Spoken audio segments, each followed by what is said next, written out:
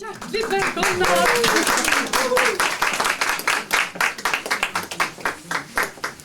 Okay, well, this is the book.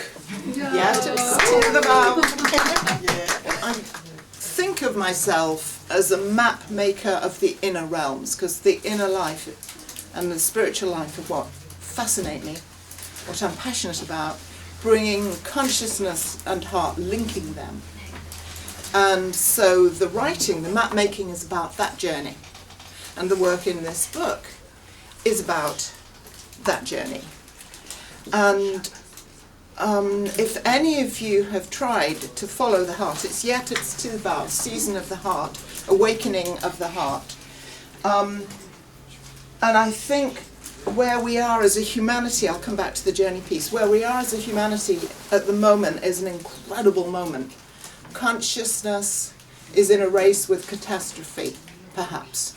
We either awaken to the wisdom and knowing of our hearts and our feelings and bring awareness to that journey, or we continue with the habitual, conditioned responses to life and operate from mind alone without heart, and that is a dangerous path. And you can see the results of that in terms of what's happening to the environment, in terms of what's happening to people being burnt out, the miserable faces you can see around you has a lot to do with not having the aliveness of who we are present.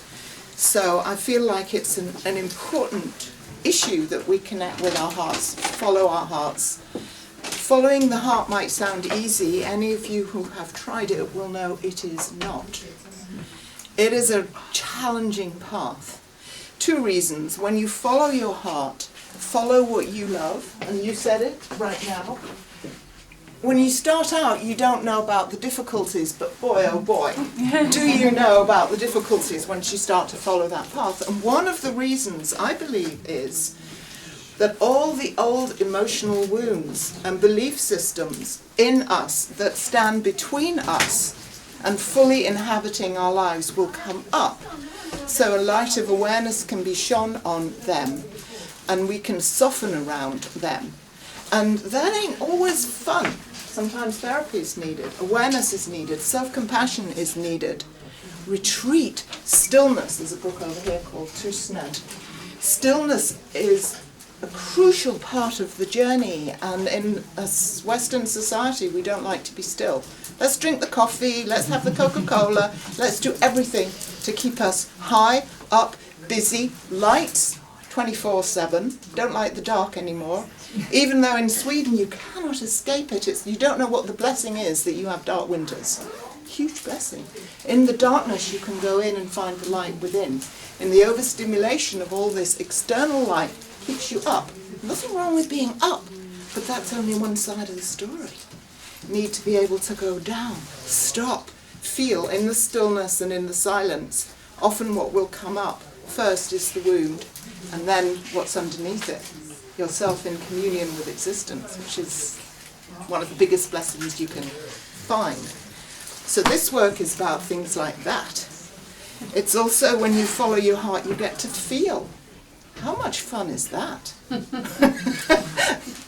You feel joy, but you feel pain. You feel life. You'll have a rich experience of life. And as American poet E. Cummings once said, when you feel, you are nobody but yourself. You're nobody but yourself when you feel. When you think, you can be all sorts of other people. Their ideas, their language, indoctrinated stuff, but when you feel, you're nobody but yourself. And in a world that's doing its best night and day to make you everybody else, it's a very hard path to find your own integrity, your own heart, and the courage to follow that. And it does make you quiver at times.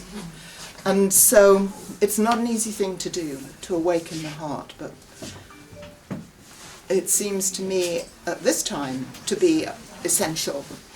And the other thing that's part of this is in the book, apart from the stillness, following the heart, healing the wounds, that I also think is essential at this time, and that is the way we relate to ourselves and each other. You need a lot of self-compassion for this journey. Sides of you will come up that you will think, the critic will come up, I'm not a person like that. How could I do that? That person shouldn't have done that. All the judgments, the criticisms, all of that will close your heart. The single thing that will get more in the way of your relationship with yourself or somebody else is a judgment, a demand, or a criticism. As soon as somebody hears that, as soon as you hear it from yourself, the heart closes. Heart closes, connection is not possible. So it's a huge practice, self-compassion.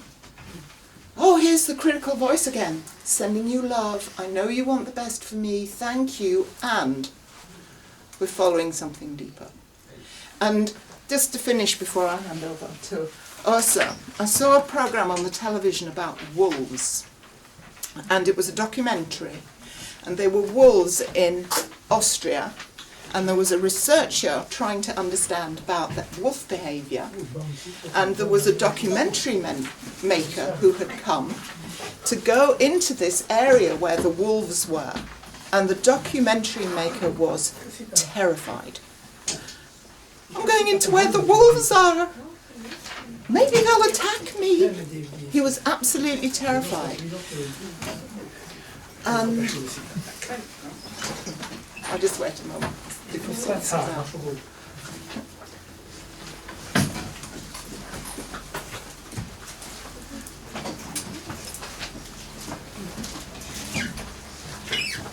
Just wait for people to settle down and we'll continue my last little story, these wolves. So that he's in this large enclosure where the wolves are. The documentary maker very anxious. The person who's studying the wolves saying, don't be afraid. As long as you let yourself be and let the wolves be, they will not attack you. Mm-hmm. If you come at the wolf with any expectation of what the wolf should do, if you come at the wolf with hierarchy, trying to pat it or approach it, if you bring anything in you other than simple presence, allowing them to be wolf, allowing you to be you, then you're in danger. And I thought, my God, is ever that the message for us? What we need to learn. Let ourselves be. Oh, please, let ourselves be. Let each other be. That is the gift, the space out of which safety and love can flower. And you can't have love without a certain degree of safety. They go together. So that message, tender relating, I like to call it, is also in the book. So now I will hand over to my dear friend Åsa, who will say some words in Swedish. And then här i den här boken, det är kärlek. Och det är också relationer, men inte vilka som helst. Det är relationer på ett lite djupare plan, hur vi relaterar till varandra som medmänniskor.